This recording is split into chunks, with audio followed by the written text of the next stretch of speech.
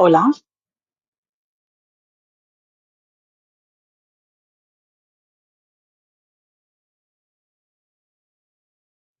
Hola, ¿eres Keka? Acabamos de abrir el micrófono. Supongo que nos oiréis. Sí, correcto. Vale. Perfecto. Os tenéis que apagar el audio, ¿vale? Es un taller complejo en el sentido de que somos muchos, somos como 350 personas. El Zoom funciona muy bien y aquí parece que estamos en una sala de radio, aquí muy bien dotados, con un técnico, Álvaro, que nos va a ayudar. Y lo que os pedimos es que entráis con el micrófono y con el vídeo apagado, que lo mantengáis apagado y que si queréis hacer alguna pregunta, que la hagáis a través del chat. Uno de nosotros, o bien Leticia o bien yo, que soy Miguel Ángel Granados, bueno, ya nos presentaremos, contestaremos las preguntas o se las pasaremos a los ponentes.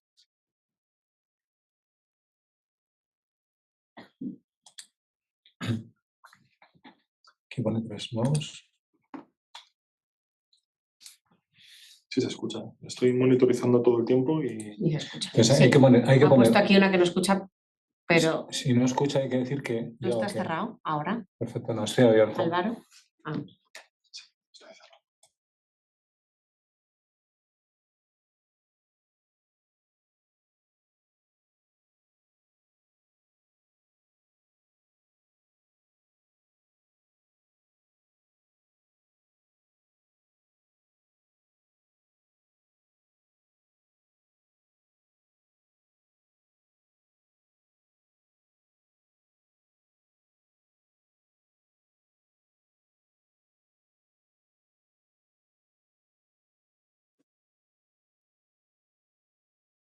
¿Sí?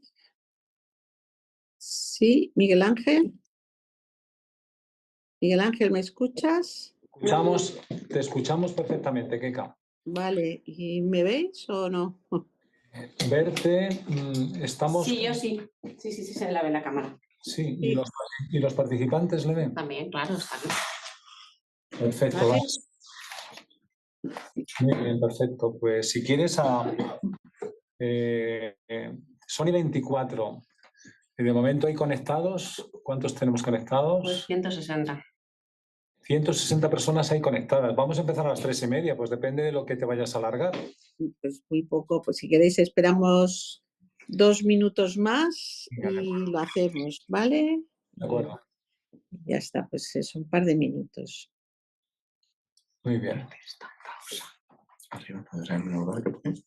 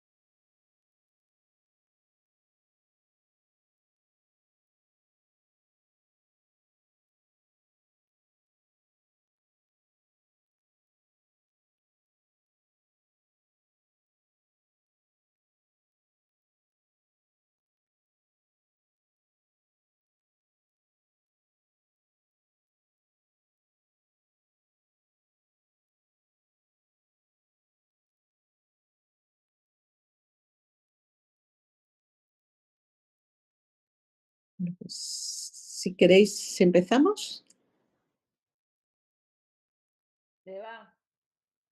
Y abierto para... ¿Sí? Empezamos, Keka. Vale, pues nada, bienvenidos a este primer curso sobre electroneonatal. Yo creo que, bueno, lo primero es agradecer el esfuerzo de todas las personas que van a participar como ponentes y, bueno, muy especialmente a Miguel Ángel Granados, que ha sido el impulsor. Creo que nos hace falta un curso de electroneonatal porque el electroneonatal es un recurso fácil de obtener y, sin embargo, creo que lo tenemos muy infrautilizado porque las dificultades en la interpretación. Ahí es el otro día me recordaba Miguel Ángel con toda la razón que el periodo neonatal es la etapa de la vida en la que más cambios hemodinámicos y funcionales hay y que, por tanto, pues más variabilidad se traduce en el electro. Esto supone una dificultad y nos echa a todos para atrás a la hora de utilizarlo como un recurso diagnóstico y para la ayuda a la decisión clínica de primera línea, que creo que es lo que debería ser. Cuando hacemos un curso de electro, los cursos de electro que yo he podido hacer, pues el electro neonatal era así, pues una charla o dos y el resto se centraba en electro pediátrico o incluso en electro del adulto. Y entonces esto yo creo que es una gran suerte. Espero que lo podamos repetir todos los años. Estoy seguro de que todos vamos a aprender mucho y que, bueno, y que también nos van a poder resolver las dudas. Así que bienvenidos y, bueno, creo que ya pues debe de empezar el curso, que es lo que estáis esperando todos. Muchas gracias. Muchas gracias, Keka, por tus palabras. Y bueno, pues nos vamos presentando. Yo soy Miguel Ángel Granados, soy cardiólogo infantil en el hospital 12 de octubre, desde hace ya muchos años. Y a mi lado están Salvador Piri, Salva, que es neonatólogo, aquí a mi izquierda. Perdón, aquí me estoy viendo ahí. Salva. Y a mi izquierda está Javier Fraile, que es enfermero de neonatología. Y como veréis, las charlas las vamos a dar entre los tres profesionales que estamos así más implicados en el manejo de los niños. Como ha dicho Keka, el electrocardiograma neonatal pues se trata en los cursos, pero se trata de manera puntual. Que yo sepa, no se ha hecho en este país nunca un taller de electrocardiografía neonatal. Y bueno, pues viendo la respuesta que hemos tenido, la verdad es que sí que hacía falta. Es una etapa maravillosa, nunca en el cuerpo no se producen tantos cambios, cambia tanto la fisiopatología, aunque bueno, pensando cuando te mueres también cambia mucho la fisiopatología. Pero bueno, lo que es la transición, o sea, nunca hay una transición como se da en el periodo neonatal y como os va a contar Salva. Pues si os parece, empezamos. Las preguntas, por favor, hacedlas a través del chat, ¿vale? Entonces, como viene en el programa, vamos a hacer una introducción al electrocardiograma neonatal.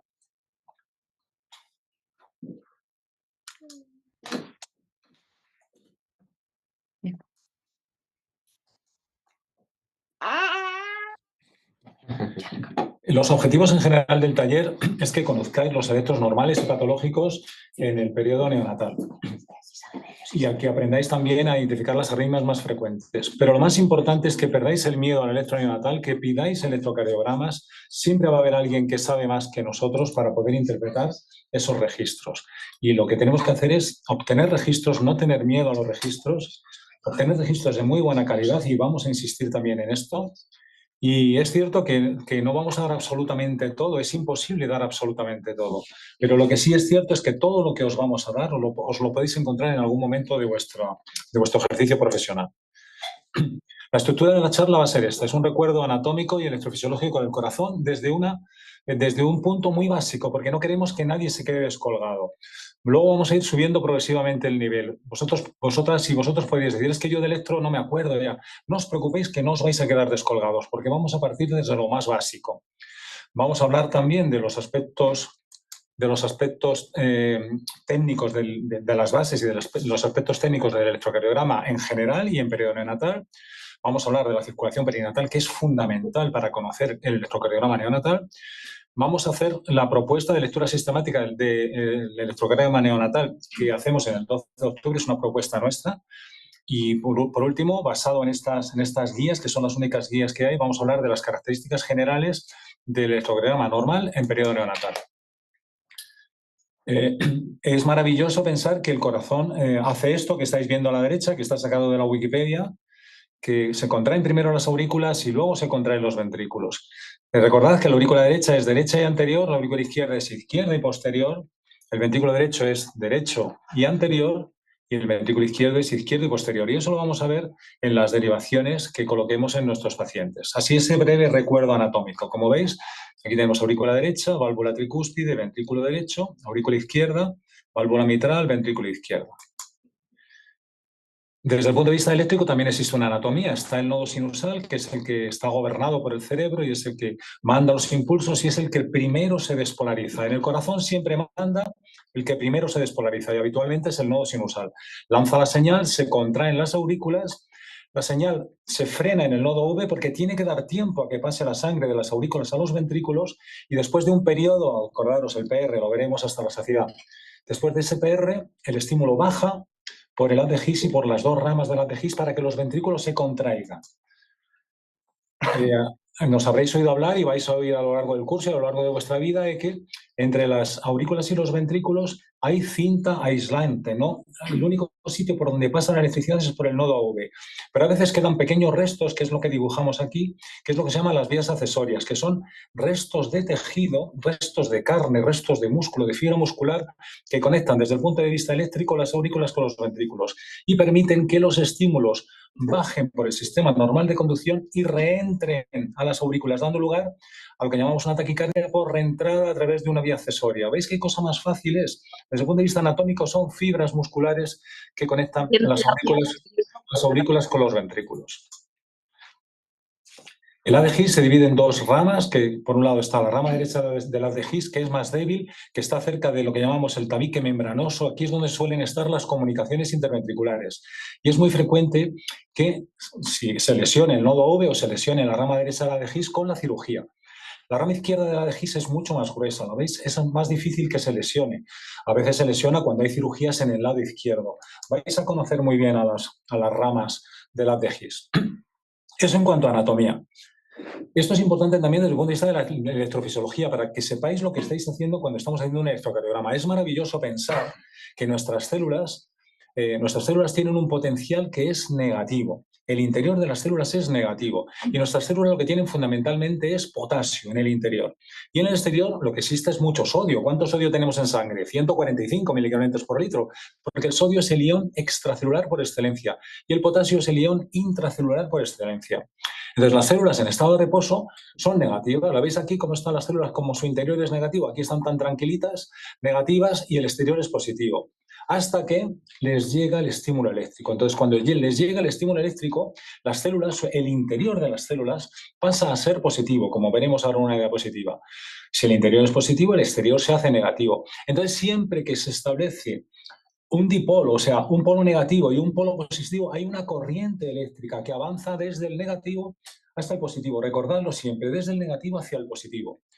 Y eso es lo que se registra en el corazón. Entonces, es maravilloso pensar que el electrocardiograma está registrando la suma de los vectores que vienen inicialmente desde las aurículas y posteriormente pasan a los ventrículos. Eso es lo que estamos recogiendo, la suma de los vectores. Pensadlo un poco, y es que es increíble que se esté generando ese vector eléctrico en el corazón y que seamos capaces de registrarlo y de interpretarlo. Como veis en la aurícula, este es el eje en el corazón, en los ventrículos, y en las aurículas, como veis, y os vais a hartar de ver este dibujo, desde el nodo sinusal se despolariza primero la aurícula derecha hacia anterior y después se despolariza la aurícula izquierda hacia el lado izquierdo.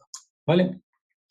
Y este es el resultado. El resultado es que primero se contraen las aurículas, se genera un vector de despolarización de las aurículas y luego se contraen los ventrículos y se genera un vector de despolarización de los ventrículos.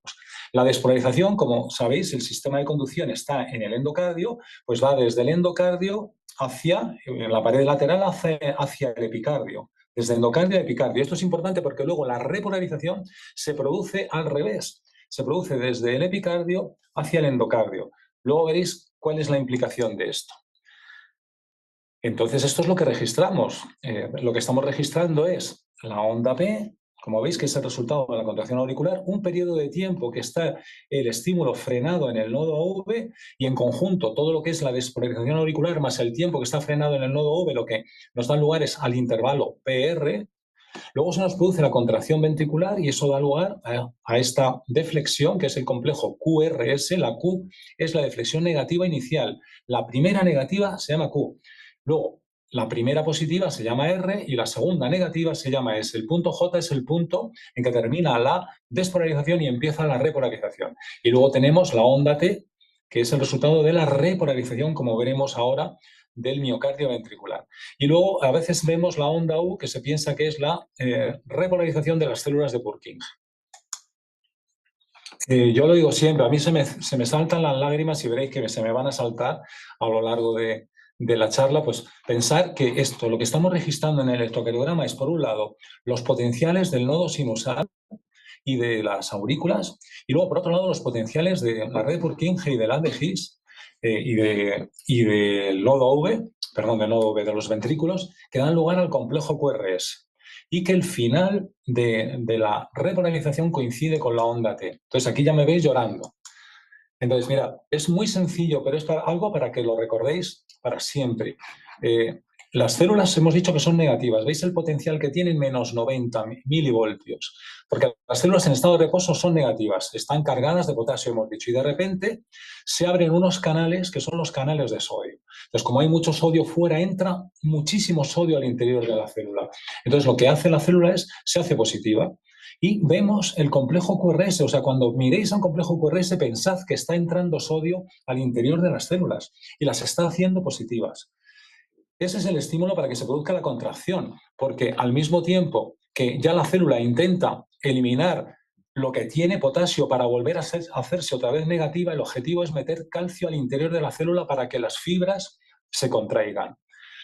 Entonces se nos produce el complejo QRS cuando cierran los canales de sodio. Los canales de sodio se quedan cerrados y se cierra el complejo QRS. Pero luego la célula se tiene que hacer otra vez negativa y entonces lo que más tiene la célula es potasio. Entonces se abren otros canales de potasio que lo que van haciendo es eliminando potasio hasta que al final la célula vuelve a ser negativa. Por tanto, cuando termina la onda T, eso quiere decir que la célula ha vuelto a ser negativa, se ha repolarizado. Por tanto, cuando miréis esa onda T, pensad que es el tiempo que tarda la célula en repolarizarse. Entonces, oiréis hablar del QT largo. ¿Qué quiere decir que tenemos el QT largo? Que la célula tarda más tiempo en adquirir ese potencial negativo suyo de reposo. Eso tiene implicaciones que incluso puede causar la muerte al paciente. Ya sabéis que el QT largo es un sustrato de muerte súbita y vamos a insistir mucho para que os aprendáis el QT largo, aprendáis a medir el QT largo, porque eso lo debéis medir todos, personal de enfermería y personal médico. Finalmente, lo que hay que hacer es cambiar el sodio por el potasio. Y aquí tenemos la bomba de sodio-potasio. Esto también es importante porque aquí es donde actúan los fármacos. Por ejemplo, en la bomba de sodio-potasio actúa la digoxina. En el canal de sodio actúa la flecainida. O sea, cuando estáis dando flecainida a un paciente, que sepáis que estáis actuando ahí en la generación del complejo QRS, que a lo mejor lo que puede ocurrir es que se ensancha el QRS. Y eso es por el efecto de la flecainida. Cuando dais amiodarona, lo que estáis es dificultando la función de los canales de potasio. ¿Se puede hablar del QT? Pues eso es importante. Cuando un paciente esté recibiendo amiodarona y vosotros le hagáis un electro y veáis que tiene un QT largo, ojo, pensad que puede ser por un fármaco que está bloqueando los canales de potasio.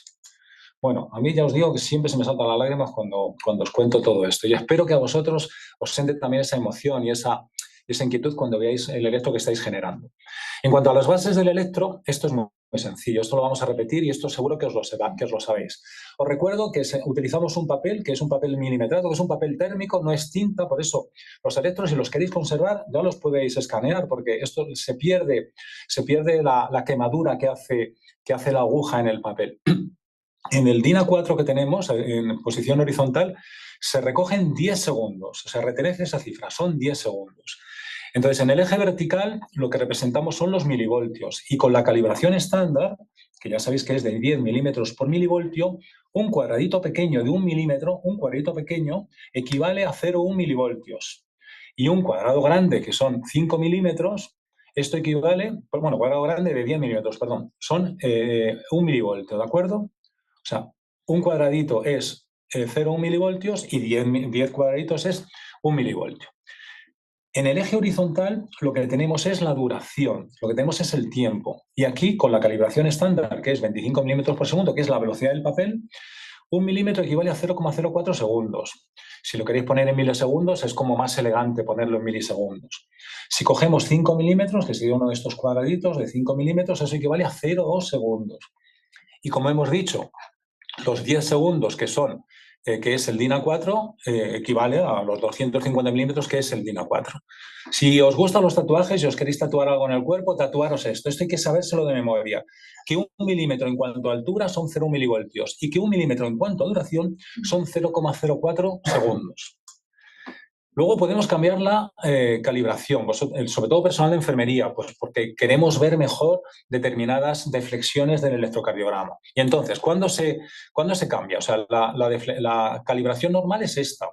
Y lo que hace el aparato es envía un impulso eléctrico de 1 milivoltio, por tanto, de 10 milímetros de altura, con una duración de 0,2 segundos. 0,2 segundos son 5 cuadraditos de 0,04. Entonces, esto es la señal que envía el electrocardiógrafo, que luego, por otro lado, también os lo da en escrito. Os dice que son 25 milímetros por segundo y 10 milímetros por milivoltio. Esa es la calibración estándar. Pero, ¿qué ocurre si se nos mezclan unos complejos con otros? Queremos hacerlos más pequeños para que no se nos mezcle. Entonces, para esto lo que tenemos que hacer es cambiar la calibración. Entonces, en vez de 10 milímetros por milivoltio, ponemos 5 milímetros por milivoltio. Y aquí el personal de enfermería es fundamental, porque nos presenta un electrocardiograma en el que no se mezclan unos complejos con otros. A la inversa, si nos salen muy chiquititos porque las ondas P no se ven, dice el personal de enfermería, no va a ver la P, vamos, no encuentra la P el neonatólogo que tengo aquí al lado, ni de broma. Pues hacérselo más grande, ponérselo más fácil. A los que ya tenemos algo de presbicia, hacerlo más grande. ¿Y eso cómo se consigue? Cambiando la calibración, poniéndolo en 20 milímetros por milivoltio, ¿de acuerdo? A veces también nos interesa hacerlo más ancho, pues para ver si la P está muy pegada en el complejo QRS después del QRS en las taquicardias. Pues a veces lo que hacemos es aumentamos la velocidad para que nos salga todo más ancho. Y aquí lo que hacemos es, en vez de poner 25 milímetros por segundo, lo que hacemos es ponemos 50 milímetros por segundo y aquí va todo más rápido y el QRS y todo es más ancho. ¿De acuerdo? Nada, una pincelada porque estos lo sabéis todo, dónde se colocan los electrodos. Os recuerdo que en un neonato puede ser una tortura hacer un electrocardiograma porque no para de moverlo, con las piernas. En general, colocadlo en las raíces de las extremidades, colocad los electrodos en las raíces de las extremidades. ¿De acuerdo? Ya sabéis que en el brazo derecho pues está la R, la L en el brazo izquierdo, el neutro está en la pierna derecha y la F está de foot, está en la pierna izquierda. Y luego, en cuanto a las precordiales, a estas las llamamos plano frontal. Las de los brazos y las piernas son el plano frontal. Y luego el plano horizontal, fijaros cómo se colocan, es muy importante que sea horizontal, con V1 y V2 en el cuarto espacio intercostal. Y luego, a partir de V1 y V2, tomamos como referencia la mamila para poner V4 y el resto, pues es a mitad de camino, V3 a mitad de camino y V5 línea axilar anterior y V6 línea axilar media. Por tanto, tiene que ser horizontal, no hagáis cazuela hacia abajo, tiene que ser horizontal, partiendo del cuarto espacio intercostal para colocar V1 y V2. Y una cosa son los electrodos y otra cosa son las derivaciones. Las derivaciones son el registro de la diferencia de potencial entre dos puntos. Entonces, cuando tenemos dos electrodos, estamos obteniendo lo que llamamos una derivación bipolar. Y nada más que hay 3 derivaciones bipolares, que son 1, 2 y 3. Aquí las tenéis. ¿Os acordáis del triángulo de Eindhoven cuando estudiábamos todo esto? Pues esto hay que recordarlo. Y esto es muy importante, luego vais a ver a la hora de los artefactos, porque si os dais cuenta, la derivación 1 es la diferencia de potencial entre el brazo derecho y el brazo izquierdo. La derivación 2 es la diferencia de potencial entre el brazo derecho y la pierna izquierda. Y la derivación 3 es la diferencia de potencial entre el brazo izquierdo y la pierna izquierda. Como veis, siempre la corriente va desde el polo negativo hasta el polo positivo. Y luego os acordáis de AVR, AVL, AVF. Acordaros, ya no nos acordamos, lo estudiamos en su momento. A quiere decir amplificada. V quiere decir vector. Y F quiere decir hacia dónde se dirige. Por tanto, AVF es una derivación monopolar que utiliza un punto de referencia en el centro del cuerpo y el electrodo de verdad es la pierna, AVF. Por tanto, VF es el vector que se dirige hacia las piernas, hacia la pierna izquierda en concreto. AVL es el vector que se dirige hacia el brazo izquierdo y AVR es el vector que se dirige hacia el brazo derecho. Estas en realidad son monopolares también. Y luego las que son también monopolares puras son V1, V2, V3, V4, V5 y V6. Nada más que colocamos un electrodo y el punto de referencia está en el centro del cuerpo. Entonces, a mí me gusta esta imagen de los paparazzi, porque en el fondo lo que estamos haciendo es colocar electrodos para sacar fotos indiscretas del corazón, como los paparazzis. Entonces, fijaros, donde está señalado este dibujo se va a repetir hasta la saciedad. Donde está señalado es el polo positivo, ¿de acuerdo? Es hacia donde se dirige la electricidad, ¿de acuerdo? Entonces tenemos unas derivaciones que nos vais a oír hablar. Derivaciones izquierdas, pues son 1 es izquierda, V6 es izquierda, AVL es izquierda, porque recoge los potenciales del lado izquierdo. Las fuerzas del lado izquierdo se dirigen hacia ahí. AVR es una derivación derecha pura. V1 también es derecha, pero es derecha y anterior, igual que V2. Son derechas y anteriores. Lo que ocurre es que el ventrículo izquierdo tiene una pared anterior, que es el tabique, que también se recoge en V1 y V2. V3 y V4 son derivaciones laterales y luego tenemos toda la cara inferior que es 2,3 y AVF. 2,3 y AVF recoge la cara inferior. Muy importante 2,3 y AVF porque en las taquicardias va a haber la P que se aleja hacia arriba, va a haber la P negativa. Entonces os vais a hartar de ver esto y de oírnos que si plano lateral, cara lateral, que si cara inferior. Entonces retened esta imagen de los paparazzis. Entonces, esto está sacado de un libro de adultos porque no había en neonatos. Es cómo se genera el complejo, o sea, el ciclo que registramos en el electro. Lo primero que se genera es la onda P. Entonces, como veis, es lógico que el vector, como va de derecha a izquierda y hacia adelante, pues se nos va generando una P positiva en 1, positiva en 2 y positiva en 3.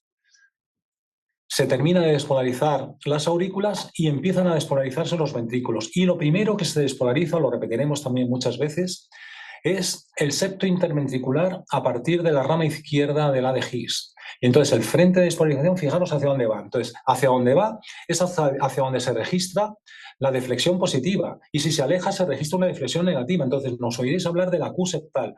¿Por qué hay Q? Porque veis el vector, veis hacia dónde se dirige, desde el lado izquierdo hacia el lado derecho.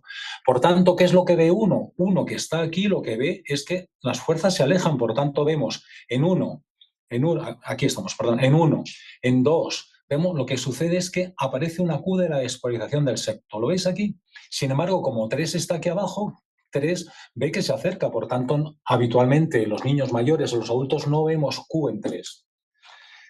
El vector de despolarización sigue avanzando hacia la punta y entonces todas aquellas derivaciones que estén por aquí lo que van a hacer es registrar el complejo QRS positivo. Continúa la despolarización, fijaros hacia dónde se dirige. Como predomina el ventrículo izquierdo, el ventrículo derecho tienes todos sus potenciales anulados porque lo que predomina es el ventrículo izquierdo. Entonces ya tenemos generado prácticamente el QRS porque lo último que se despolariza es esta parte de arriba. Por eso 3 muchas veces, como 3 está aquí abajo, el vector de despolarización se aleja, inicialmente es positivo y luego es negativo.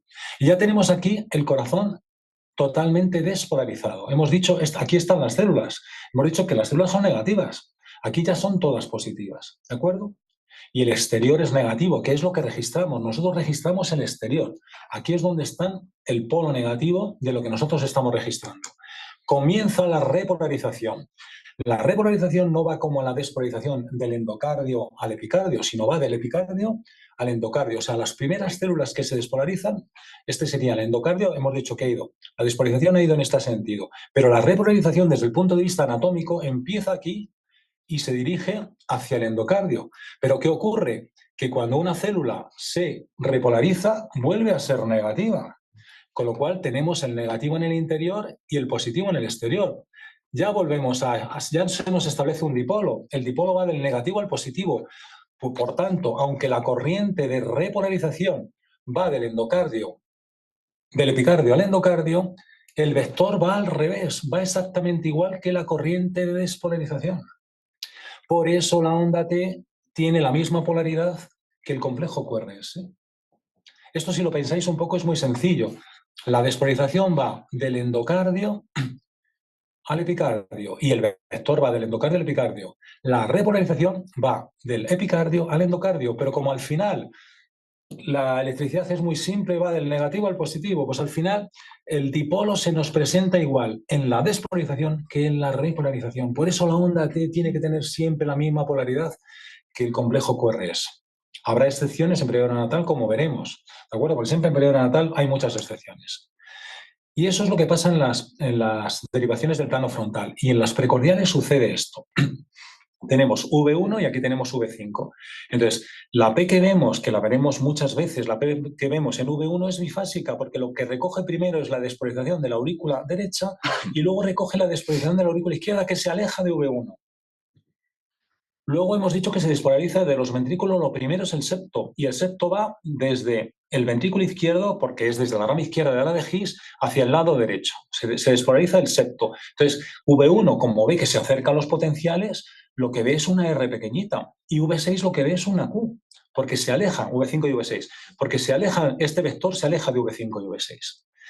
Después se despolariza el ventrículo izquierdo y el ventrículo derecho. Como el ventrículo izquierdo tiene más masa, se come los potenciales del ventrículo derecho. Por eso al final lo que vemos en V5 es una R y en V1 lo que vemos es una S, porque los potenciales se alejan de V1.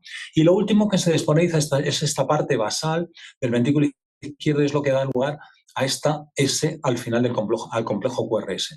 A veces vemos también una R' aquí en V1 que procede también de la última parte que se despolariza del ventrículo derecho, que es la salida del ventrículo derecho.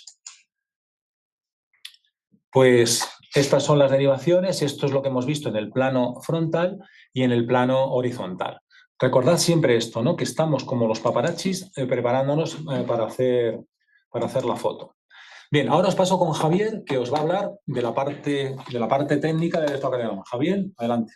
Bueno, me presento, soy Javier Fraile, enfermero de neonatos, y siempre que viene Miguel Ángel o Leticia Neonatos, nos encanta cómo nos transmites ese enamoramiento por cada uno de los electros que nos presenta. Es como ese primer amor, ¿no? Cada vez que ves un electro. Entonces, nosotros como estamos en neonatos y como encima nuestro servicio lo tenemos decorado de un montón de cuentos, pues para mí ese electro es como un cuento, ¿no? Esa primera vez que haces un electro, que lo ves todo perfecto, de repente ves cada una de las ondas de manera especial, es como ese primer cuento que nunca se te olvida, ¿no? Como ese primer cuento del Principito. Entonces, para tener ese primer cuento, siempre pues tienes la imagen de que es muy bonito, de que está súper bien escrito, es muy cómodo de leer. Entonces, para que nosotros también cuando veamos el electro lo podamos tener de una manera perfecta, limpia, adecuada, y que ese electro que hayamos sacado, ese primer electro bonito que hemos hecho, lo podamos incluso hasta marcar, ¿no? Que digamos, wow, ¿cómo ha salido Miguel Ángel? Perfecto. Qué bien está.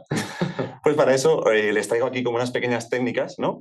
Al final son unos cuidados, vais a ver que muchos son muy básicos, que los hacemos en cualquier niño, pero bueno, que tenemos que tener en cuenta. Esto no estaba preparado, pero es verdad, porque en el fondo el electrocardiograma es algo que vosotros ofrecéis, es vuestro trabajo. Os tenéis que sentir orgullosos del electro que nos ofrecéis. Muy bien, Javier. Muy bien dicho. Entonces, lo dicho, pues para que podáis enmarcarlo y para que así lo tengáis siempre en cuenta. Lo primero, pues por ejemplo, una adecuada higiene, como digo, pues son algunos de los cuidados básicos que hacemos siempre con cualquier niño. Luego, aparte, los electrodos adhesivos, siempre que lo necesitemos, por ejemplo, un niño prematuro, que a lo mejor los electrodos se nos solapan unos con los otros, pues bueno, los podemos recortar para que así no esté uno montado encima del otro. Por supuesto, siempre registrar los datos del paciente en las máquinas de electro. Es verdad que tienen memoria, pero bueno, esa memoria no es infinita. Entonces, por si queremos recuperarlo, que siempre tengamos un sitio donde poder hacerlo. A la hora de poner los electrodos, que esté el paciente en decúbito supino, con el tronco descubierto, pero claro, eso sí que en neonatos tenemos siempre como muy en cuenta la pérdida de calor y sobre todo cuando son prematuros. Entonces, cuando vayamos a hacer esto, pues siempre tener en cuenta ese calor radiante que tenemos que aplicar o en el caso de que esté el niño en una incubadora, pues el subir un poco la temperatura de la incubadora para no perder ese calor. Luego, aparte, en caso de ser necesario una limpieza extra, pues los seguiremos limpiando donde colocaremos cada electrodo, pero eso sí, por supuesto, no hacerlo con alcohol, colocar los electrodos y luego, aparte, asegurarnos de que tienen un contacto adecuado con la piel. Algo que también es muchas veces muy difícil de conseguir es que los cables, siempre que podamos, estén en paralelo y en contacto con otros dispositivos o con otros cables. Como digo, muchas veces esto, pues sobre todo en niños inestables, es muy difícil, pero bueno, siempre si lo podemos tener en cuenta y lo podemos aplicar, pues genial, ¿no? Más cositas que tenemos en cuenta, por ejemplo, a la hora de hacer la técnica, ¿no? Como nos ha comentado antes Miguel Ángel, tenemos diferentes métodos de calibración. De manera normal, los electros siempre vienen calibrados de la misma manera, con una calibración estándar, como nos ha comentado antes Miguel Ángel, con esta pequeña montañita que vemos aquí. Eso lo que nos indica, si abarca 2 cuadrados grandes, es que está en esa calibración estándar de 25 milímetros por segundo y con un voltaje de 10 milímetros por milivoltio. Esto en cualquier electro siempre se puede modificar y siempre se puede poner a nuestro gusto, a lo que necesitemos o a lo que en ese caso queramos ver. Luego, aparte del formato, tenemos diferentes modalidades de formato para cuando sacamos nuestra hoja de electro, cuando sacamos ese DIN A4. Aquí os vamos a enseñar dos, el 3x4 más el 12x1, que luego os he traído unos ejemplos para que los podáis ver. Y luego, aparte, el cómo sacamos las tiras de ritmo. Nosotros aquí, por ejemplo, lo que nos gusta es sacarlas tanto las derivaciones V5, V1 y AVF, ya que de esa manera, como hemos visto antes en esta imagen, con V1 conseguimos ver la cara derecha y anterior, con V5 conseguimos ver esa cara izquierda y ligeramente posterior del corazón, y por último con AVF tenemos una pequeña imagen de la cara inferior del corazón. De esa manera pues tenemos como esa visión general un poco de todo lo que podemos ver. Aparte, como ha comentado también Miguel Ángel, en las taquicardias, pues bueno, podemos a lo mejor pensar que ahí el problema o lo que queremos ver viene de la cara inferior, entonces pues a lo mejor ahí cambiaríamos esa tirada de ritmo y elegiríamos las derivaciones 2, 3 y AVF. Esto simplemente para que tengáis en cuenta de que si necesitáis modificarlo, siempre se puede modificar. Ya todos los electros modernos son completamente modificables y ponerlos a nuestro gusto. Luego, además, una cosa muy importante que tenemos que tener en cuenta son los filtros. Y es que los filtros lo que nos permiten es eliminar todos aquellos ruidos y frecuencia que no queremos ver en los electros. Los electros muchas veces salen feos, salen artefactados. Entonces, con esto conseguimos dejarlos mucho más limpios, ¿no? Hacer ese cuento que hemos dicho antes que sea más bonito. Lo primero que tenemos es el filtro de corriente alterna, que está establecido en 50 hercios. Es el filtro de la red eléctrica. Cuando nosotros conectamos algo a la red eléctrica, hay unos pequeños zumbidos que son in itinere de la red eléctrica y que no podemos modificar. Entonces, lo que hace el aparato es ya directamente intentar aliviar esos pequeños zumbidos. Y luego, aparte, los filtros de frecuencia, que aquí, para que nos acordemos, es como un poco paradójico porque es el contrario. Los filtros de paso alto son los que nos regulan las frecuencias bajas. La calibración estándar está puesta en 0,05 hercios, pero igual se puede modificar. Y sin embargo, los filtros de paso bajo son los que eliminan los que modifican las frecuencias altas, ¿vale? Si nos fijamos en una página o en una hoja DIN A4 de electrocardiograma, aquí vemos tanto el filtro de corriente alterna, que está fijado en 50 hercios, y luego al lado nos fijamos en los otros dos filtros de frecuencia, tanto el de paso alto, que sería en este caso 0,05, como el de paso bajo, que sería en este caso 150 hercios. Aquí, como les digo, les traigo dos imágenes de dos DIN A4 de electrocardiograma. En este caso, por ejemplo, tenemos un formato 3x4, que esto lo único que nos viene a decir es que tenemos 3 derivaciones, como pueden ver aquí, organizadas en 4 bloques diferentes. De esa manera tendríamos aquí las 12 derivaciones. Y luego, aparte, al final, en la parte baja, nos pondríamos una tirada de ritmo, que en este caso podemos igual, es la derivación 2, pero podremos seleccionar la derivación que a nosotros más nos guste o que en este caso queramos ver y utilizar. Igualmente, si nos fijamos en el iconito de la derecha, vemos que en este caso el electro estaba calibrado de manera estándar, es decir, a 25 milímetros por segundo y 10 milímetros por milivoltio.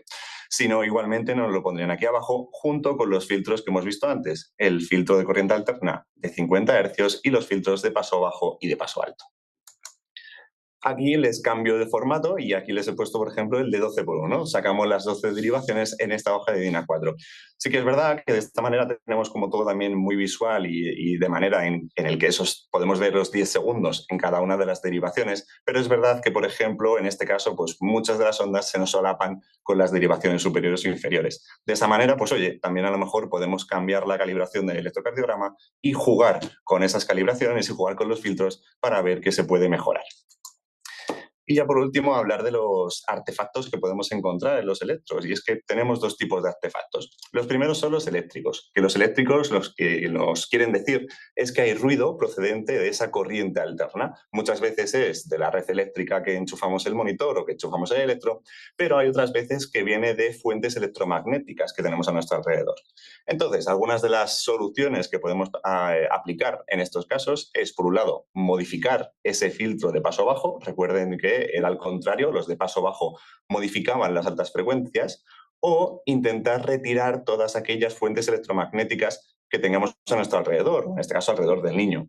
Por ejemplo, los equipos que estén conectados a la red eléctrica o algunas fuentes muy cercanas que tienen los niños, como por ejemplo puede ser los pulsiosímetros. Los pulsiosímetros son capaces de generar estos ruidos que vemos en las líneas de los electrocardiogramas. Y para eso sí que nos viene muy bien para eso sí que nos viene muy bien lo que nos ha explicado antes. Me salía wifi, no sé qué.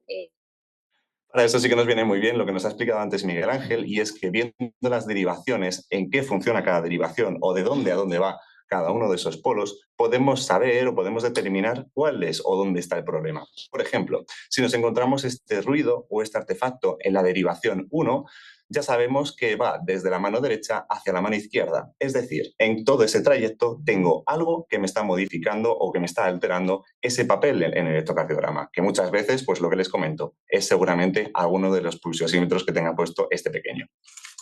Y ya por último, los artefactos mecánicos, que estos sí que es verdad que son los más difíciles de corregir, porque la mayoría de ellos dependen del movimiento del paciente. Entonces, claro, a todos nos gustaría, ¿no?, como les he dejado aquí la imagen, el tener un gusiluz, ¿no?, por parte de paciente, el tenerlo súper atado y que no se mueva nada. Claro, eso en neonatos es un poco complicado, ¿verdad, Salva? Sí, un poquito. No nos gusta mucho hacer esto. Entonces, como les digo, es muy difícil llegar a controlar esto, pero bueno, entre los filtros de baja frecuencia, acuérdense que son los de paso alto, y medidas de confort, revisar cómo están colocados los electrodos, fijarse en cómo están derivados los cables, pues a lo mejor sí que podemos tratar por mejorar esa línea y que en vez de que nos salga esta línea de electro que tenían aquí abajo, pues que nos salga ese principito para que podamos enmarcarlo. Muy bien, muchas gracias, Javier. Seguimos y ahora os va a hablar Salvador Piris, que es neonatólogo en el Hospital 12 de Octubre. Bueno, buenas tardes a todos. Mi nombre es Salvador Piris y bueno, yo quería empezar agradeciendo a Leticia y a Miguel Ángel, pues cada vez que bajan a neonatos y buscan ese huequecito asistencial que muchas veces es muy difícil, pero cada vez que hay un caso interesante, pues ahí están intentando buscarnos para enseñarnos y pues preparando este taller la verdad es que ha sido un aprendizaje continuo y bueno, pues quería expresarlo. Una vez que tenemos un electro, como nos ha dicho Javi, lo tenemos casi perfecto, casi como para encuadrar. Ahora, pues para poder interpretarlo bien y que podamos transmitir bien ese cuento que nos ha dicho Javi, lo que vamos a hacer es, bueno, tener en cuenta por qué esos trazos que tanto se ha esforzado Javi en trazar bien en el papel, en el que salgan perfectos, delineados, sin ningún tipo de artefacto, pues vamos a intentar leerlos. Y para intentar leerlos tenemos que irnos a la etapa fetal y al momento del nacimiento y a los cambios que suceden en el momento después del nacimiento. Mirad, la circulación prenatal y la circulación postnatal es completamente diferente. Cuando uno se fija, como estamos viendo en la imagen del medio, el ventrículo derecho en un recién nacido que se acerca, en un feto que se acerca a la edad del término, el gasto cardíaco está soportado fundamentalmente por el ventrículo derecho.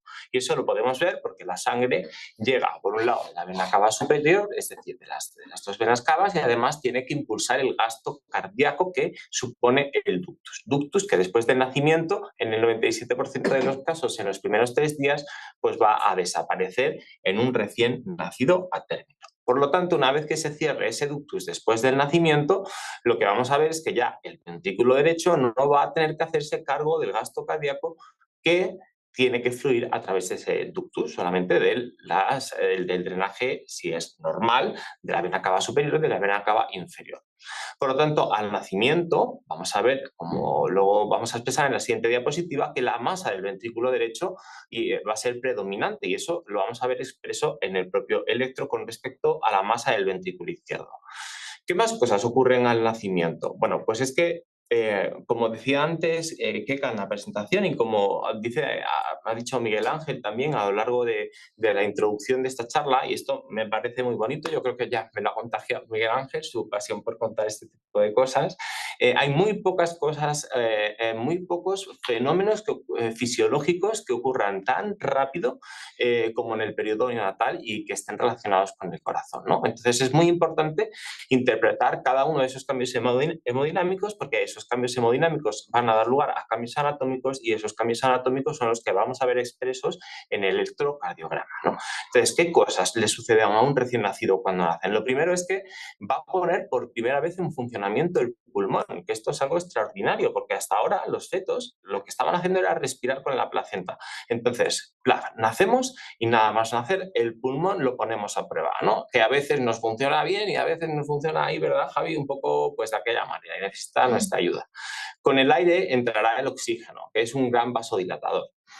Claro, si no dejáramos a la naturaleza actuar sin más y no se hubieran preparado los vasos durante el tercer trimestre de la gestación, toda esa cantidad de sangre llegaría a los pulmones y podríamos entrar en una insuficiencia cardíaca importante. Por eso, durante el tercer trimestre se produce este proceso de remodelación vascular en el que se produce una hipertrofia de la capa íntima de los vasos, que en el fondo no nos hace más que proteger la cantidad de sangre que llega a los pulmones, ¿no? Y gracias a esto, pues los recién nacidos o el lado derecho, los pulmones recién nacidos están ligeramente protegidos de ese cambio hemodinámico que tenemos nada más nacer. Por otro lado, otra cosa que ocurre es que se clampa el cordón umbilical y con ello aumenta de forma brusca la presión en el territorio sistémico. Entonces, en ese momento, otra de las cosas que ocurre es que, claro, la sangre, a partir de ahora, lo que vamos a hacer es, ya no tenemos una circulación hacia un territorio de la placenta, porque la placenta se nos va a ir, ¿no? Va a haber una diferencia de presión y de gradiente de presión entre el lado derecho y el lado izquierdo, que es el momento perfecto para que se cierre el foramen oval, ¿no? Miguel Ángel muchas veces nos dice, lo tengo que transmitir, y es que, digamos, en el paritorio a la señora, cuando están haciendo su hijo, señora, que se está cerrando el foramen oval a su hijo, ¿no? Bueno, pues yo creo que vamos a tener que empezar a decirle ahora para que no se acuerde, para que no se olvide nunca de esto, siempre en pie con pie. Perfecto, pues aumento de presión en el territorio sistémico perfecto, esa hipertrofia de la capa íntima. Son esas dos cosas que me gustaría que recordaseis a lo largo de la presentación. Por eso en el nacimiento el ventrículo predominante va a ser el ventrículo derecho. Ahí fijaros, tenéis la relación. Ventrículo derecho como 0,7 con respecto, perdón, ventrículo izquierdo 0,7 con respecto a la predominancia que tiene el ventrículo derecho, que es como de 1, ¿no? Entonces, esa predominancia del ventrículo derecho, ¿hasta cuánto? ¿Cuánto puede durar? Bueno, pues como el primer mes, ¿no? Poquito a poco, a medida que, claro, el ventrículo derecho ya no tiene que mover tanta sangre como cualquier otro músculo, deja de tener predominancia, regresa a la musculatura y la hipertrofia del ventrículo derecho hasta que aproximadamente al final del primer mes de vida el ventrículo que se hace predominante es el ventrículo izquierdo. Y ahí os dejamos la relación que existe al final del primer mes de vida. Fijaros cómo al nacimiento ya es predominante el ventrículo derecho, y cuando llegamos al final del primer mes se hace predominante el ventrículo izquierdo. Un poquito más abajo os hemos puesto la referencia con respecto a la relación que existe a los 6 meses y a los adultos, ¿no? Fijaros que aunque se hace predominante al final del primer mes, no llega a ser todavía tan predominante como se va a hacer en el periodo lactante, que es de 2-1, siempre a favor del ventrículo izquierdo, claro está, y en el periodo adulto, que va a ser hasta de 2,5 y 1. Esto tiene una excepción, que a mí lo he aprendido durante la preparación de este taller y me parece maravilloso. Y es que en los recién nacidos prematuros esto no ocurre así. Vamos a verlo con la siguiente gráfica. Fijaros, en esta gráfica lo que tenemos es una línea horizontal que nos va a dibujar hacia arriba, por decirlo de alguna manera, la predominancia del ventrículo izquierdo y de la línea horizontal hacia abajo la predominancia del ventrículo derecho. Fijaros que en torno a la semana 28-31 la predominancia es fundamentalmente el ventrículo izquierdo, es decir, el feto se defiende cardiovascularmente con su ventrículo izquierdo hasta que llega a la semana 28-31 y es en ese momento en el que, como veis, la predominancia se hace fundamentalmente derecha y se arrastra después del nacimiento hasta el primer mes de vida, ¿no?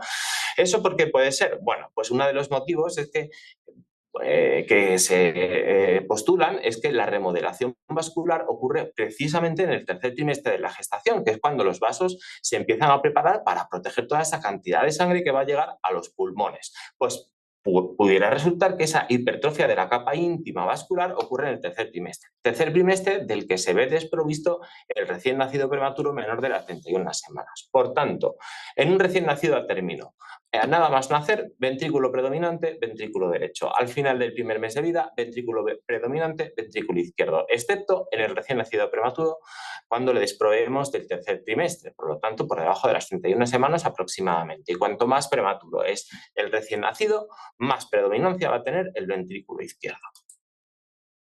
Bueno, esto lo que nos viene es a recordar un poco todo lo que hemos dicho al principio, ¿no? Que no hay ningún otro momento de la vida en la que se produzcan estos cambios. Esto lo vamos a recordar ahora y vamos a ver todos estos cambios poco a poco. Entonces, algo que podemos ver en el electro en el primero o segundo día y que nos llama la atención, muchas veces los cardiólogos nos dicen, no, pues repetirlo en el cuarto día, repetirlo en el quinto día, repetirlo en el sexto día, porque lo vais a ver de forma diferente. Y es que es verdad, sucede. Y lo que hay detrás de ese repetir y verlo diferente no es más que lo que hemos dicho, ¿no? Que el periodo perinatal es el periodo en el que más cambios hemodinámicos se producen, que se traducen en cambios anatómicos y que esos cambios anatómicos se expresan en el electro, como vamos a ir viendo. ¿Hasta cuándo dura esa hipertrofia o esa predominancia del ventrículo derecho? Pues aproximadamente, como hemos dicho, pues hasta el primer mes de vida. Sin embargo, no es... bueno, pues puede suceder también que se arrastren como cierta memoria de esa hipertrofia que ha tenido el crecimiento ventricular derecho entre el primer mes de vida y los 3 años. Por supuesto, todo esto se puede complicar. ¿Qué más otras patologías que en torno a la circulación perinatal pueden surgir o pueden suceder que todavía hagan que aumente toda la predominancia ventricular derecha? Pues cualquiera de las que veis ahí, ¿no? Pues el cierre intraútero del ductus arterioso, pues porque la mamá haya tomado paracetamol en una cantidad mayor de la debida, en los propios crecimientos intrauterinos retardados, por supuesto, pues en la hernia diafragmática congénita con su hipertensión pulmonar secundaria, en el oligoamnios de cualquier causa, incluso en una coriamnionitis, ¿no? Que tengamos todo esto en la cabeza y que pensemos que todo esto puede exacerbar la predominancia ventricular derecha que vemos de forma fisiológica en el recién nacido en el primer mes de vida. Y aquí una pequeña cuña, porque, bueno, ponemos aquí, se busca, y es que se busca efectivamente, ¿no? Como dice Miguel Ángel, lo dice mucho, que el ductus es el enemigo público número 1 de los neonatólogos, por supuesto, y de los cardiólogos, como le damos la brasa mucho con ellos y tenemos muchos ecocardios, pues resulta que también, ¿no? Vamos a recordar brevemente por qué para nosotros es un peligro número 1 público, ¿no? Bueno, pues lo primero porque el ductus pone en contacto 2 territorios que tienen presiones de diferente grado, ¿no? Pone en contacto un territorio, el territorio sistémico que tiene una alta presión sistémica con el territorio pulmonar que tiene una baja presión sistémica. Cuando esto ocurre, la sangre, que no es tonto, el hematíe, que no es tonto, lo que hace es ir desde el territorio que tiene mayor presión sistémica al que tiene menos presión sistémica. Y por lo tanto, lo que hace ese hematíe, lo que hace esa sangre es ir del territorio, como vemos aquí, aorta, hacia las ramas pulmonares. ¿Y qué hay detrás de las ramas pulmonares? Los pulmones, produciendo, por lo tanto, el típico hiperaflujo pulmonar que se manifiesta clínicamente con dificultad en las tomas y ya si avanza en los estadios clínicos, pues dificultad respiratoria hasta en el estado basal, ¿no? Y que intentamos corregir inicialmente pues con medidas anticongestivas hasta que, bueno, pues hay una serie de criterios que siempre consensuamos con nuestros compañeros de cardiología para decidir si cerramos el ductus y de qué manera lo cerramos. Pues bien, eso era todo lo que os quería contar hasta ahora. Ahora va a hablar Miguel Ángel. Muy bien, muchas gracias, Salva. Bueno, yo he visto por eso, porque el ductus en los prematuros pone en contacto un circuito de alta presión, que es la aorta, con un circuito, ya por naturaleza, el prematuro, que no tiene ese remodelado vascular en la capa media de las arterias. Por lo tanto, en el momento en que vosotros mejoráis a los recién nacidos, a los 2 o 3 días los habéis dejado fenomenales desde vuestro punto de vista y viene el ductus a jorobaros todo, porque lo que hace es encharca los pulmones. Por eso hemos metido esa cuña. Bueno, vamos avanzando. Os hemos enviado un material para que lo tengáis para leer el electrocardiograma en periodo neonatal. Sirve también para otros periodos. Esta tabla, que os explicaremos esta tabla de ejes. Aquí tenéis en negro, os adelanto que en negro está 1, 2 y 3. Y en rojo está AVR, AVL, AVF. Entonces vamos a ir buscando la deflexión con la positividad o negatividad a la que se parezca, ¿no? Entonces podemos decir que 60 grados pues es positivo en 1, positivo en 2, positivo en 3, negativo en AVR, bifásico en AVL y positivo en AVF. Os vais a hartar de ver esta tabla. Vamos a necesitar una calculadora para medir, calcular el QT y luego siempre tened presente dónde están colocadas las derivaciones. La lectura sistemática que hacemos en el 12 de octubre es una lectura especial, no la hace nadie así, porque pensad que nosotros vemos fundamentalmente cardiopatías congénitas. Entonces está orientado al diagnóstico de las cardiopatías congénitas o al manejo de las cardiopatías congénitas. Entonces este es el esquema que vamos a seguir. Primero damos un vistazo general, luego hablamos de la frecuencia y del ritmo, o del ritmo y de la frecuencia, en el orden que queráis, los intervalos eléctricos, que son el PR y el QT corregido. Luego nos preguntamos, y esto es lo distinto, ¿cómo están las aurículas? Y para eso está la onda P. Nos preguntamos después cómo están los ventrículos, y para eso analizamos el eje, la duración y la morfología del QRS. Y finalmente hablamos de la repolarización. La repolarización es muy importante porque las alteraciones de la repolarización traducen enfermedades graves. Entonces es muy importante analizar la repolarización. Y luego hay que hacer una conclusión basada en este análisis sistemático. Entonces, vamos, el vistazo general. El vistazo general quiere decir que a ver qué os impresiona, que no os dejéis llevar por este vistazo general porque muchas veces nos dejamos cosas atrás. El vistazo general es la impresión, pues puedes decir, fíjate que hay una R pura en V1, no es normal que haya una R pura en V1. Esto os llama mucho la atención, los complejos QRS mellados, pues bueno, vistazo general. Así como podéis poner una cara u otra. La frecuencia cardíaca, lo vamos a ver muchas veces, estos métodos os los conocéis, la regla de los cuadraditos, ¿os acordáis? ¿No? Que es ver dónde está, dónde coincide un QRS con un cuadradito de 5 milímetros, y luego si estuviera aquí, a los 5 milímetros sería 300, aquí sería 150, aquí sería 100, o sea, es donde encontramos el siguiente, por tanto aquí es 150, pero luego, ya os digo, si estuviera aquí serían 100, si estuviera aquí serían 75. A mí esto siempre se me olvida, lo de 43 es que no hay manera que me lo aprenda. Yo cuando voy ya por 100 así, pero ya 75, 60, entonces en este caso tenéis que ver con cuál coincide el siguiente complejo QR, ¿sabéis? Coincide más o menos con 150. Si lo más exacto es medir el intervalo RR, si vosotros medís el intervalo RR y veis cuántos segundos es esto, entonces el intervalo RR son 10,5. 10,5 por 0,04, que es lo que mide cada cuadradito, son 0,42. Entonces me pregunto, digo, ¿cuántos 0,42, que es el intervalo RR, me caben en 60 segundos? Pues divido 60 entre 0,42. Este es el método más exacto. ¿Veis? Me da 143. Por un lado me había dado 150 y aquí me da 143.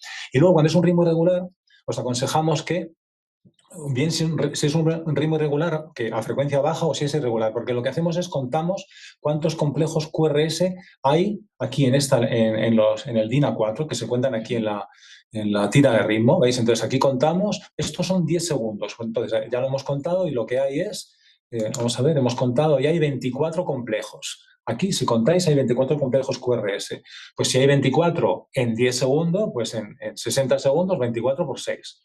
Este método es sencillísimo y os viene muy bien para los ritmos irregulares, porque en los ritmos irregulares no podéis emplear los otros dos métodos. El ritmo, lo que quiere decir es que tenéis que identificar el ritmo sinusal. Ya sabéis que el ritmo sinusal es aquel que tiene un eje de la P sinusal. Como veis, es un eje de la P que está en el cuadrante inferior derecho. ¿De acuerdo? Que tiene que ser positiva en 2 y es bifásica en V1. Este es el ritmo sinusal normal y tiene que haber una P delante de cada QRS. Podéis utilizar el método de los cuadrantes, como decíamos, que lo normal es que la onda P, lo tenemos aquí en medio, bueno, que la onda P esté en el cuadrante aquí, este es el ritmo sinusal normal, ¿veis? Pero también os aconsejo que utilicéis este método, el método de lo que se llama la tabla de ejes eléctricos. Esto vale para la P, para el QRS y para la T, vale para todas las deflexiones. Y como veis, mirad la onda P, es positiva en 1, es positiva en 2 y es positiva en 3. Por tanto, está aquí. Y luego también tiene que coincidir AVR, VL o VF. Es negativa en AVR, negativa en AVR, bifásica en AVL, bifásica en AVL y positiva en AVF. Perfecto, está clavado aquí. Os vais a hartar de utilizar la tabla de ejes. Los intervalos eléctricos no tienen mucho misterio. El PR, pues donde mejor lo midáis, habitualmente lo medimos, donde mejor se ve, habitualmente lo medimos en 2, en V5. ¿Por qué lo medimos aquí? Porque es donde se recoge la P sinusal. Hay unos valores normales para el PR, que os los contará Salva luego. Y luego el QT. El QT lo tenéis que aprender a medir todos. Esta fórmula, si os gustan los tatuajes, tatuaros también esta fórmula. Es cómo se mide el intervalo QT. Pues se mide habitualmente en V5 y es desde el inicio de la Q, si no hay Q, desde el inicio de la R hasta el final de la T. Podemos utilizar el método de la tangente cuando no vemos bien el final de la onda T, o bien porque haya onda U, o porque está un poco ascendido o descendida la onda T. y utilizamos el método de la tangente, ¿no? Trazamos una tangente con respecto al PR. Entonces ahí se mide el intervalo QT, el valor absoluto en segundos, y se divide entre el intervalo RR precedente la raíz cuadrada. O sea, eso guardároslo. Entonces se mide habitualmente en V5, pero en general se mide donde mejor veamos el final de la onda T.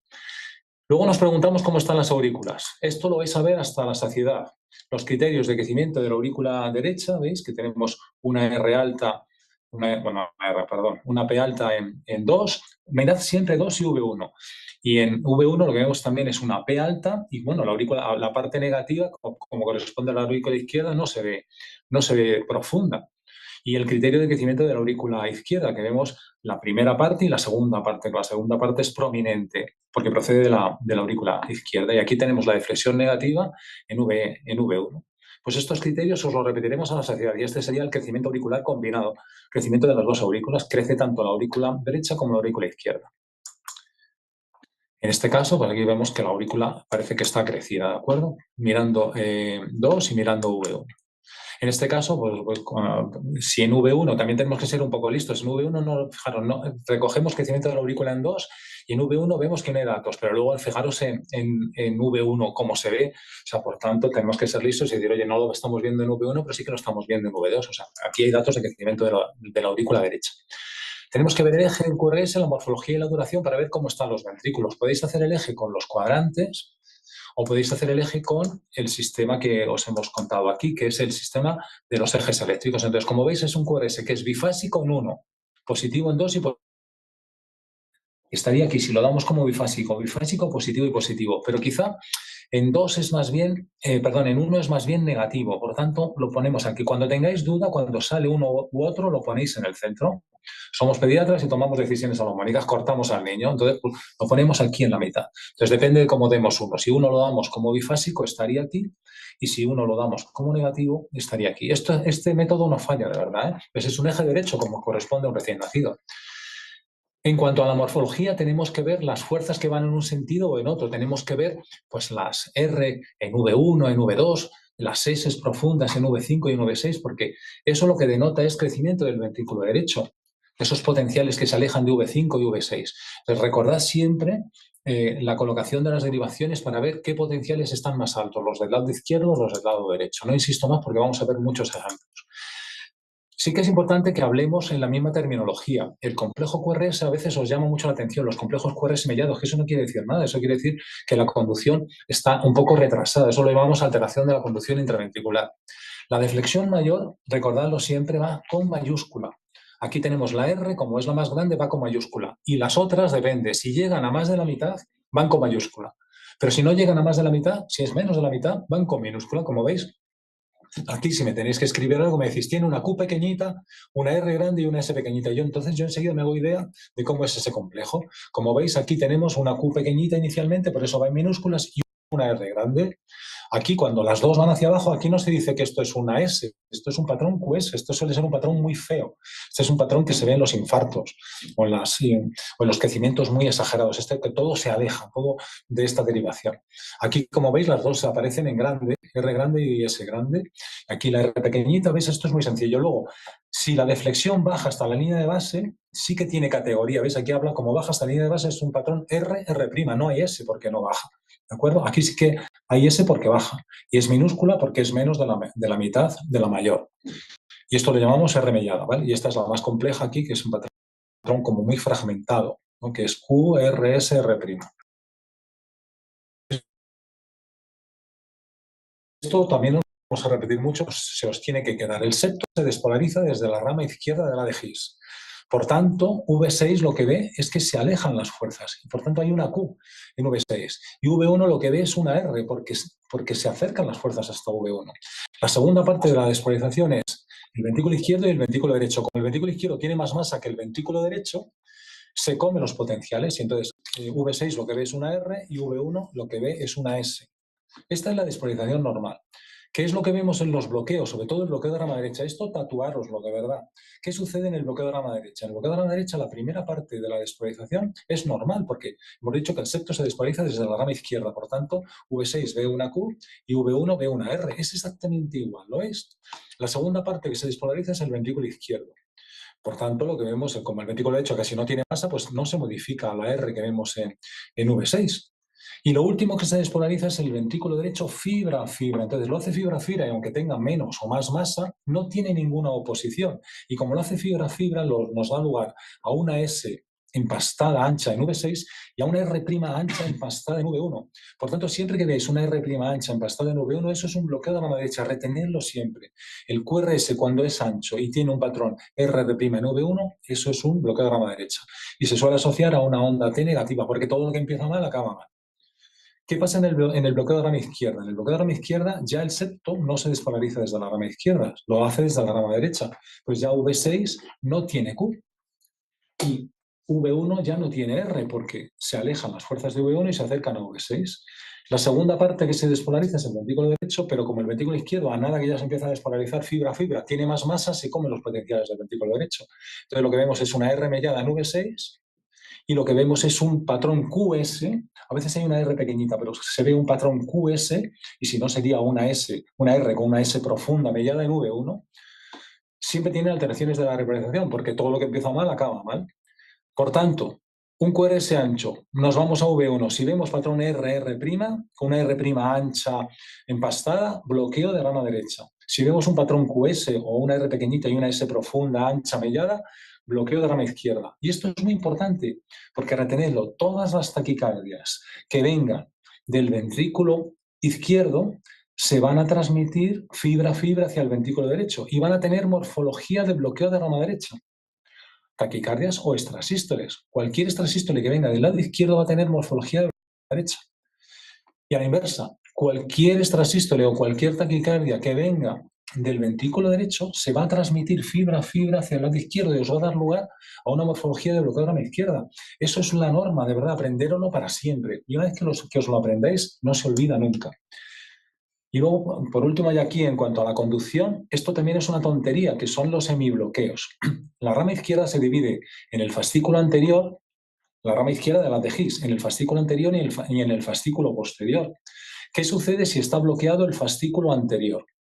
El fascículo posterior se despolariza rápidamente, pero todo este tejido que es del fascículo anterior se despolariza fibra a fibra.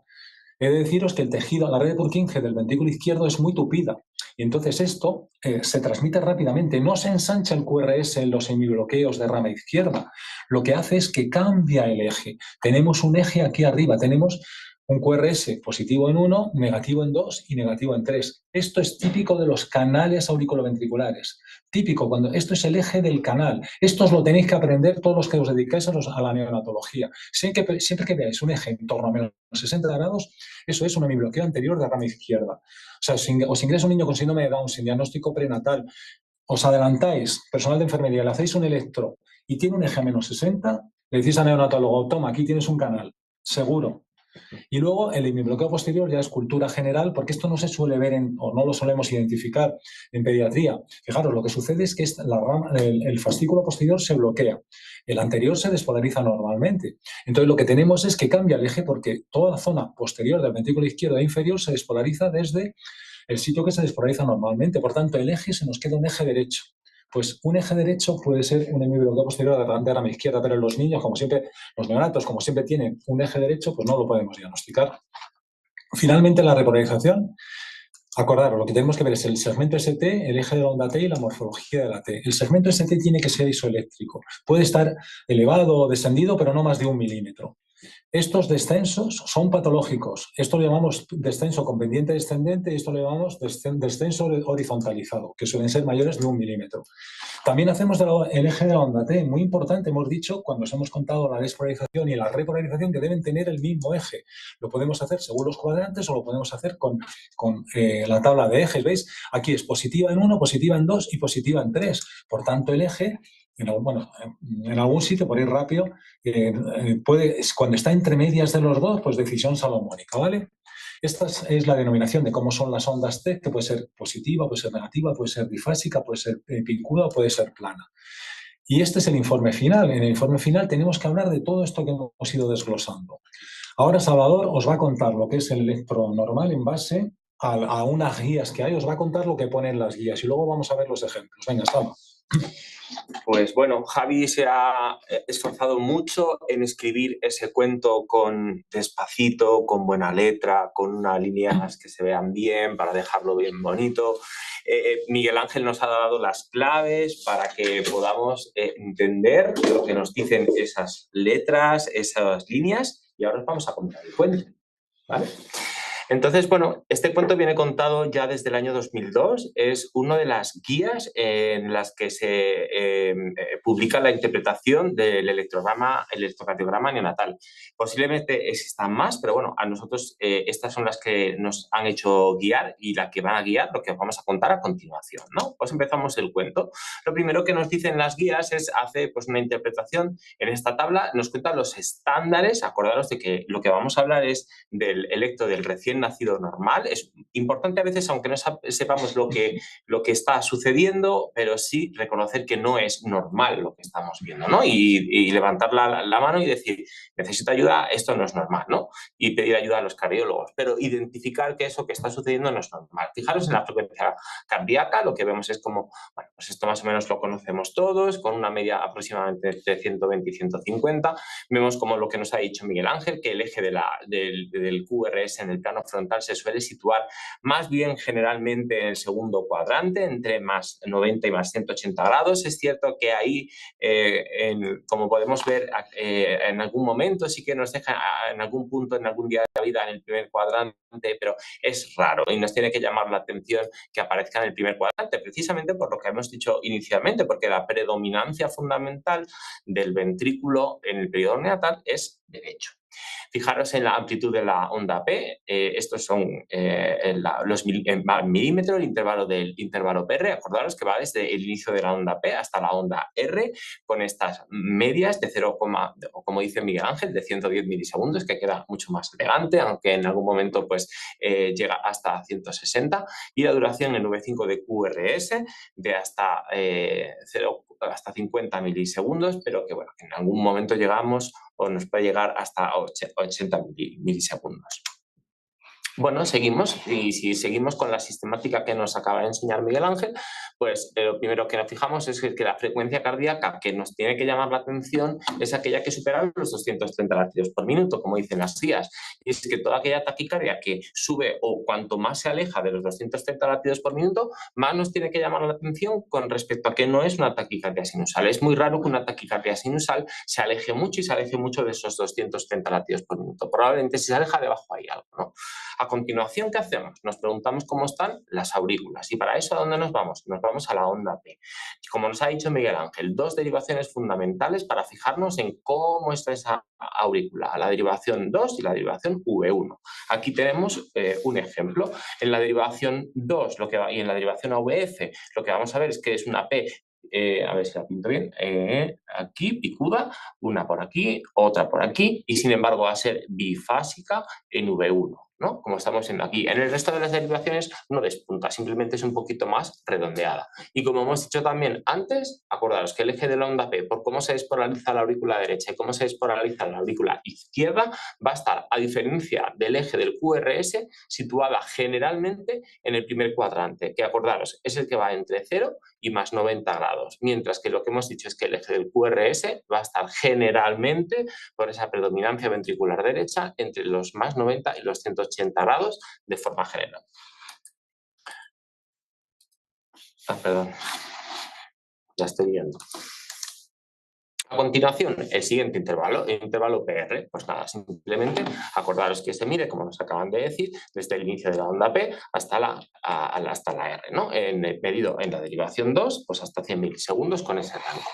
Después que nos preguntamos, una vez que hemos visto cómo están las aurículas, el intervalo que llega hasta los ventrículos, ¿no? Que es el nodo nodal, pues vemos cómo están los ventrículos, cómo se van a despolarizar los ventrículos. Bueno, pues no, como ya hemos adelantado, generalmente la mayoría de los ventrículos en el periodo neonatal van a estar situados en más 135 grados, o lo que es lo mismo entre el segundo cuadrante, ¿no? Entre más 90 y más 180 grados.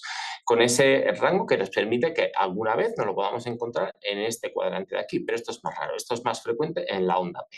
¿vale? La duración es de 80 milisegundos, ya lo habíamos visto antes en los estándares, y que no nos llame la atención que aparezca una onda Q, porque sí que suele verse la despolarización del septo, que se puede ver muy bien en el V5 y el V6, aparece, y no nos tiene que llamar la atención. Por esa predominancia ventricular derecha puede aparecer pues, un patrón R o un patrón R', como estamos viendo aquí, dando una imagen de hipertrofia ventricular derecha, ¿no? Como nos han dicho, la R que es más grande es la que va a ir con mayúscula. Pues este sería, por ejemplo, un patrón de conducción intraventricular RS-R'.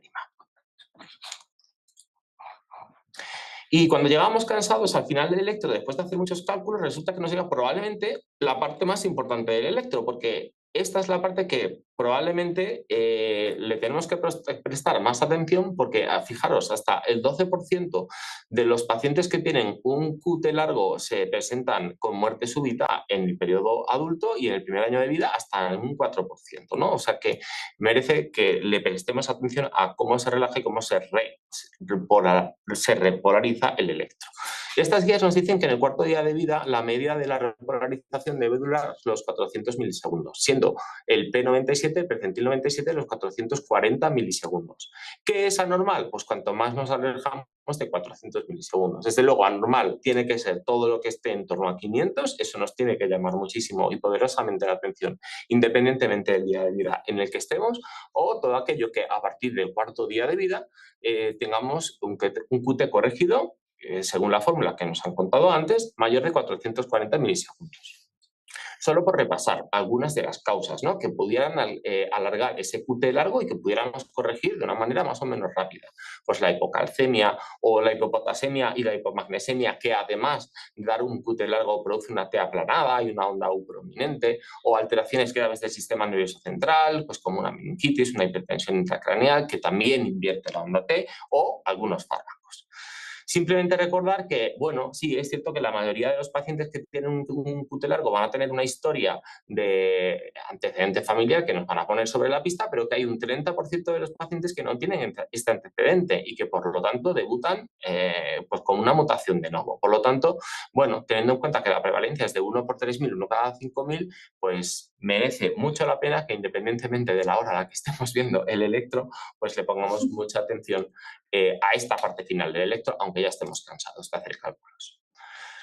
Con esta diapositiva, que nos parece como bastante fácil para dar un vistazo general de cómo manejarlo, vamos a ir analizándola. Fijaros, en un primer electro, cuando tenemos un periodo QT corregido de más de 440 milisegundos, pues ¿qué hacemos? Como la mayoría de las veces que tenemos algo anormal que no nos cuadra, pues repetirlo, ¿no? Según las guías, pues lo ideal es repetirlo a partir del cuarto día de vida, como nos dicen las guías que hemos visto. ¿Que es menor de 440 milisegundos? Pues bueno, ya está, paramos aquí, no hay antecedentes familiares, no hay nada que nos llame la atención, al niño no le pasa nada, perfecto. ¿Qué pasa cuando ya pasamos en ese segundo electro de entre 440 y 470 milisegundos? Que empezamos a hacer una batería de pruebas que va a ser común a los 3 escenarios que os vamos a presentar, ¿vale? Esa batería de pruebas, para no repetirme progresivamente, ¿qué es? Pues una historia familiar, buscando síndromes de QT largo, buscando muertes súbitas tempranas, etcétera, ¿no? Por supuesto, los electros, estudio Holter y un estudio genético cuando lo creamos necesario. ¿Qué pasa cuando estamos con un QT corregido entre 440 y 470 milisegundos ya repetido y no aparece ninguna de estas alteraciones en la batería de pruebas? Bueno, pues simplemente podemos considerar, en función de cómo veamos al niño, si reevaluarle en consulta, que esto es algo más de cardiología, o ya está, parar aquí y no hacer más cosas. ¿Qué pasa cuando aparece alguna alteración en alguna de las baterías de pruebas? Pues entonces hay que seguir a ese niño, ¿no? Follow up el electro. Que cuanto más nos alejamos de los 400 milisegundos normales que tenían que aparecer en el cuarto día de vida, es decir, esta vez estamos en el escenario de 470, 500 milisegundos, hacemos la batería de pruebas, la misma para no repetirme. ¿Qué pasa si no aparece ninguna alteración en la batería de pruebas que es positiva? Pues aquí ya, a diferencia de lo que pasaba aquí, que nos dejaba más abierta la opción de valorar poner tratamiento o no, aquí sí que nos obliga a poner tratamiento. Y sin embargo, si aquí no aparece ninguno, aquí ya no te dice que lo sigas y ya está. Aquí sí que nos aconseja considerar el tratamiento, por lo menos que lo valores más lentamente, que lo pienses 2 veces.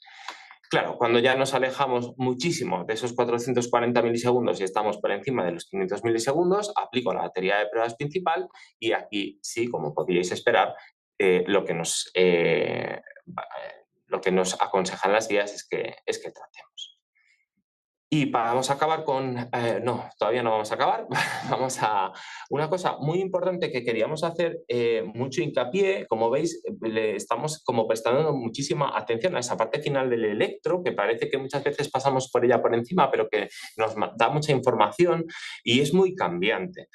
No tiene nada que ver cómo se repolariza y cómo se expresa eso en el electro en los primeros 7 días de vida y en los segundos 7 días de vida, ¿no? Y es que, bueno, cosas que nos tienen que llamar la atención, cosas normales en un recién nacido. Pues en la primera semana de vida, en V1 la T puede ser de puede tener cualquier deflexión, pero desde luego una vez pasada la primera semana de vida, como vemos aquí en V1 siempre tiene que ser negativa la T, ¿vale? Y sin embargo en V5 y en V6, como vamos a ver aquí, siempre tiene que ser, perdón, aquí, pues 9,6.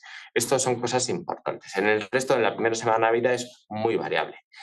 Esto ya nos lo habían contado antes, que las elevaciones del ST, que son muy raras, pues aproximadamente, si son mayores de 1 milímetro, nos tienen que llamar la atención. Y vamos a terminar este primer bloque con algunas conclusiones que va a compartir con nosotros Miguel Ángel. Bueno, este artículo que os ha comentado Salva son las guías. Yo creo que no hay otras guías oficiales, que estas guías son del 2002, porque son las guías de la Sociedad Europea. Y aquí ellos analizan lo que es un electro normal. Salva os acaba de contar lo que ellos analizan como algo normal. Han cogido muchos recién nacidos, los han estudiado, recién nacidos normales, y esos son los hallazgos normales en los recién nacidos y luego lo que no es normal también. Bien, pues nada, simplemente que muchas gracias de verdad a todos los que estáis conectados, que el electro es fundamental, es una herramienta de un poder extraordinario, lleva con nosotros más de 100 años. No hay otra herramienta tan versátil, tan variable, que te dé tanta información y de verdad, saber electros os va a situar en un nivel superior, de verdad. Y además el electro, lo que pongo ahí es que nunca miente. O sea, otra cosa es que lo sepamos interpretar y otra cosa es que lo que nos dé pues sea de difícil interpretación. Pero lo que aparece ahí registrado se produce por algo, porque es la suma de los vectores de despolarización que os he contado antes. Por tanto, ¿hay que hacer electros? Sí, porque nos ayudan a tomar decisiones, porque nos permite mantener y aumentar nuestro nivel de conocimientos y entrenamiento en la lectura de los electros. Porque claro, si ahora hacemos el curso y no volvemos a ver un electro hasta dentro de un año, pues hay que hacer electros. A partir de mañana, todo el mundo hace electros. Y porque siempre hay alguien que sabe más que nosotros y que nos puede resolver las dudas. Y muy importante, no se pintan los electrocardiogramas. Bueno, ¿vale? Porque si los pintáis, todo el mundo luego va a mirar lo que habéis pintado y no lo pintéis. Hacéis una foto y luego en la foto pintáis lo que queréis, pero hay que respetar para que los demás puedan ver lo que vosotros habéis visto. No sé si hay alguna pregunta, nos llevamos como 10 minutos de retraso, lo siento. No, una única pregunta de si se va a grabar el... Muy bien, pues nada, acordaros también de cuando utilizamos fármacos, de toda la fisiopatología. Muy bien, pues vamos a pasar ya al siguiente bloque. Entonces os presento a mi compañera, a Leticia Albert, la doctora Leticia Albert.